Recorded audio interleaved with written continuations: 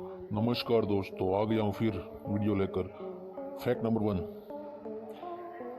दोस्तों, ये जब ये आप घोड़ा अभी देख रहे हैं वो तुर्की का घोड़ा है और तुर्की वाले ने ये घोषित कर दिया है कि ये दुनिया का सबसे सुंदर और तेज घोड़ा है। देखिए जरा इस घोड़े को, यही है दुनिया का सबसे सुंदर घोड़ा। नहीं विश्वास आया ना? देखिए जरा कितना सुंदर घोड़ा है।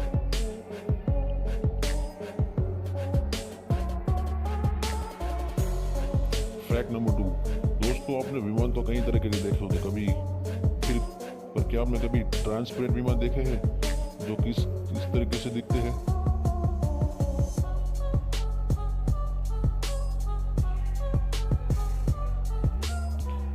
आप इसमें बैठकर चारों ओर दिशा पर अपने बाहर की चीजों को खुलेआम देख सकते हैं।